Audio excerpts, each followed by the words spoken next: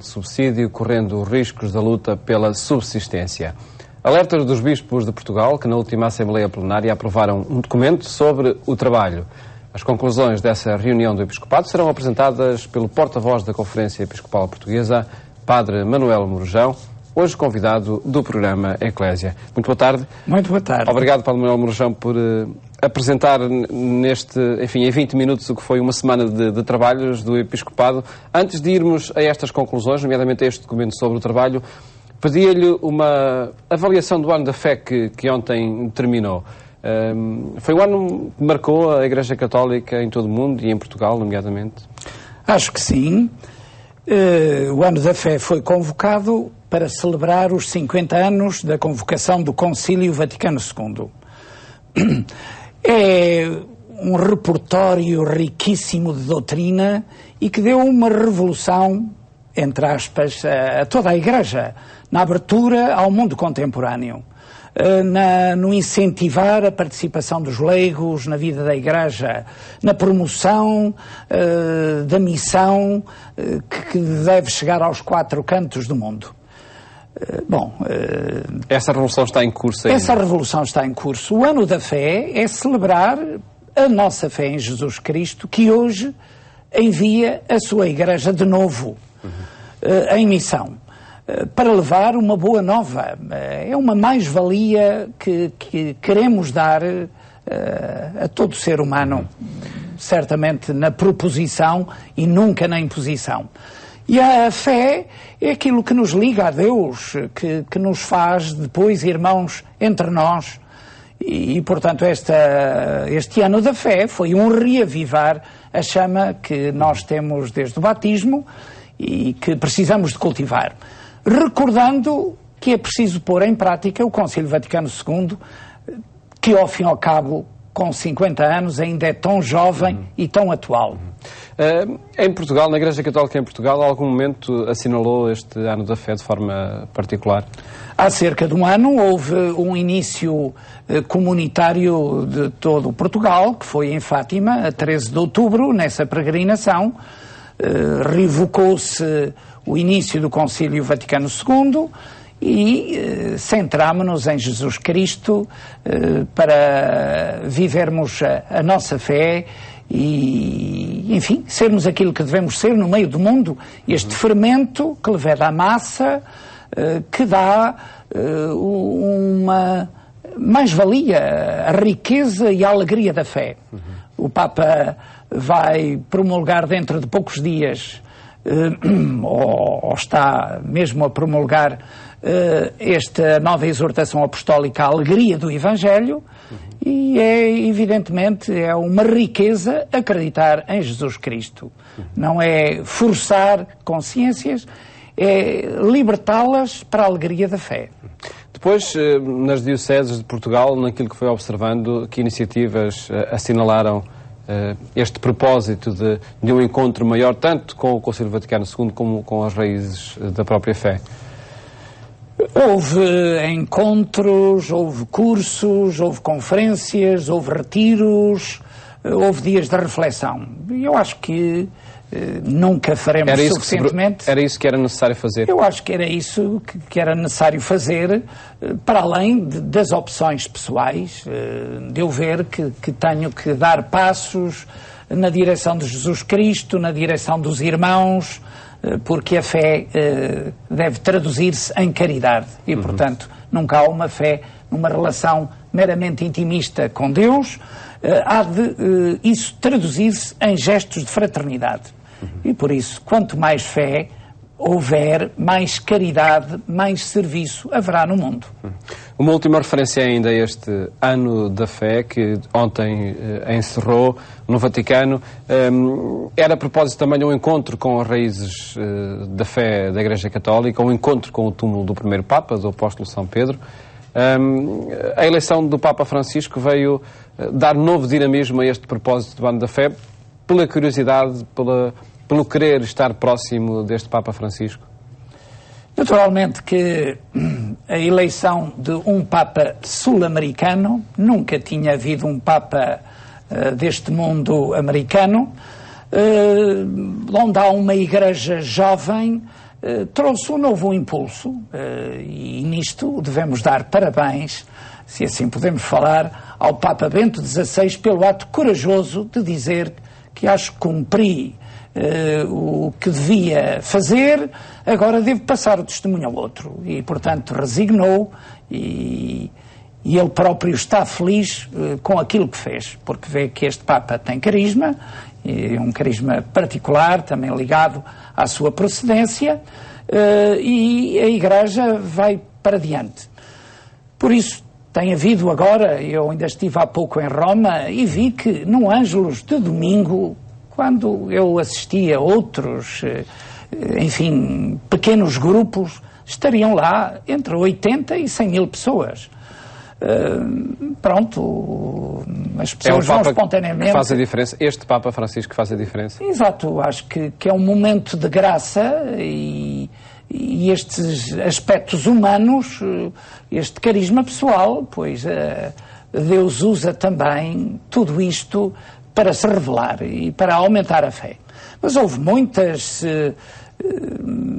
iniciativas em Roma ligadas à família, ligadas às vocações sacerdotais e religiosas, ligadas, por exemplo, a Nossa Senhora como pedagoga da fé, aquela que melhor nos pode transmitir o que é ser cristão.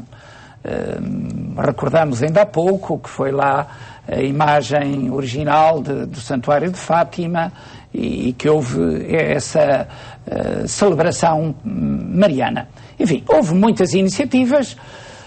As iniciativas são o que são, mas eu acho que há que remexer as águas estagnadas da monotonia, do deixa correr, mesmo que corra bem, mas sem nervo, sem iniciativa, sem criatividade. E para isto servem os anos da fé ou outras iniciativas que a Igreja promove. E passemos então à análise dos documentos que foram aprovados na Assembleia Plenária da Conferência Episcopal Portuguesa há poucas semanas. Desde logo esse documento sobre desafios éticos do trabalho humano. Que urgência fez o Episcopado Português analisar, refletir e produzir um documento que agora tornou público? Nós sabemos que a crise por que passa Portugal, e infelizmente não só Portugal, mas particularmente a Europa em geral, está ligada muito ao mundo do trabalho. Também o sair desta situação será com iniciativas que criem emprego, que promovam criatividade para encontrar soluções. Seguramente que se há crise é porque nas raízes éticas não há apenas números e cifrões. Há critérios, há falta de valores, há relativismo. E no documento diz que há uma traição ao bem comum. Isso é traiçoar o bem comum, porque é pôr a centralidade do lucro acima de tudo e de todos e, portanto, é um pouco a lei da selva. Quando deve ser a lei do serviço, da promoção da pessoa humana e não a subjugação da pessoa humana pela rentabilidade económica de uma empresa, de qualquer local de trabalho. São estes critérios que parecem tão básicos que são esquecidos e recordá-los trará certamente a solução. Dá-se também, como conclusão deste documento, uma palavra de estímulo aos empregadores, e às vezes são pequenas empresas familiares, que lutam para não fechar as portas desses empregos, que merecem os parabéns de todos, e os nossos bispos felicitam-nos. E felicitam aqueles que, em geral, criam emprego. E também uma palavra de solidariedade para quem passa mal, às vezes em situações que são verdadeiramente dramáticas. É uma palavra de proximidade, não só afetiva, mas também efetiva, porque tantas iniciativas ligadas à sociedade civil, e aqui concretamente ligadas à Igreja, que pelo menos minorizam situações que às vezes são verdadeiramente angustiantes. Por aquilo que vão observando, diretamente através da Conferência Episcopal e de outras instituições a ela ligadas, quem não tem qualquer forma de subsídio de desemprego, são números novos que crescem, estas pessoas de longa duração, cidadãos que estão em desemprego de longa duração, que já não têm acesso ao subsídio, com consequências, como diz o documento também, consequências na sua forma de subsistência? Estas pessoas são uma prioridade, não é? Porque não estão apenas com baixos rendimentos, mas estão com nulos rendimentos e despesas inevitáveis. E por isso a Igreja não pode deixar de estar próxima destas pessoas. O que tem havido são iniciativas ligadas à Caritas, às Misericórdias, às conferências de São Vicente de Paulo, aos refeitórios sociais, aos centros sociais paroquiais e a outros, que são iniciativas pontuais. Podemos dizer que não resolvem tudo, mas seguramente que são uma mão estendida em situações dramáticas. Eu acho que é isto que é preciso multiplicar, e multiplicar, de facto, soluções mais estáveis. Uma análise da pessoa em relação ao trabalho, em relação às empresas, a mesma análise pode fazer-se de Portugal em relação aos seus credores, ou em relação às instituições que, enfim, dos quais está dependente atualmente por lhe emprestarem dinheiro para a subsistência, é isso? Certamente, que não vamos apontar nenhuma solução anárquica, não pagamos e nós somos independentes. Evidentemente que nós vivemos nesta mútua dependência, que deve ser positiva, porque deve ser ajuda e não propriamente subserviência. Mas não é um primado do poder económico que está aqui em causa também? E não da pessoa humana? É a tentação permanente, mas é evidentemente que a pessoa humana tem que estar acima de tudo. A economia é para as pessoas e não as pessoas são para a economia. E, portanto, quando se põem estes valores ao contrário, as desgraças estão-nos a bater à porta e estão a entrar mesmo dentro das casas. Eu acho que é essa a prioridade de todas as forças sociais, do governo, tem que ser também das ajudas das instituições ligadas à Igreja. E também tem havido aqui uma coisa maravilhosa, que é a solidariedade familiar. São pais ou avós que recebem os filhos e os netos, que os ajudam para pagar propinas, para o jardim infantil, enfim, em géneros, em acolher nas suas próprias casas os filhos que já estavam independentes. Para encontrar soluções que permitam, de facto, cumprir com quem nos empresta dinheiro, há vozes que afirmam intervenções no salário mínimo, por exemplo, o próprio FMI também o referiu, intervir em quem mais ou em quem menos tem. Serão opções corretas, na sua opinião? Sem irmos para detalhes de soluções técnicas, que naturalmente não é isso que se espera da Conferência Episcopal, mas evidentemente que é preciso bater à porta de quem tem mais e não de quem tem menos, que às vezes está já no limiar da subsistência. Diminuir o salário mínimo não é solução? Enfim, falando globalmente, podemos dizer que as soluções não vão por aí, mas vão por bater à porta de quem tem muitas posses, que estará talvez nas suas empresas a fazer um grande serviço pelo emprego que promove. Mas quem tem mais é quem pode ajudar mais. De facto, não é o espaço para uma análise detalhada deste assunto e com outros atores e protagonistas que o fazem em muitos fóruns. Passemos a outro documento que foi promulgado na Conferência Episcopal Portuguesa, a Carta Pastoral a propósito da ideologia do género. Pedi-lhe, Padre Manuel Mourão, que explicasse, antes de mais, o que é que está em causa. Bem, o que está em causa é um pouco uma revolução cultural, porque sempre nos consideramos ou homens ou mulheres, ligados à nossa raiz biológica, e agora o que se pretende, segundo essa ideologia, é secundarizar essa identidade pelo sexo, de sermos homens, de sermos mulheres, e criar uma identidade própria. Numa base cultural, psicológica, eu vejo-me assim. Respeitando todas as pessoas nas suas orientações heterossexuais, homossexuais, não está aqui, de maneira alguma, a falta de respeito a ninguém. Mas há verdade daquilo que somos. Eu acho que só a partir dessa verdade podemos crescer e ser alguém. Porque isto desestrutura o sistema familiar. Aliás, segundo a ideologia de género, já não se fala em família, mas em famílias. Já não se fala em pai e mãe, mas em parentalidade. Inclusivamente nos documentos se põe progenitor A e progenitor B, para não falar em pai e mãe. Ora bem, eu acho que isto não faz o progresso da humanidade. Eu acho que desestrutura a identidade das pessoas.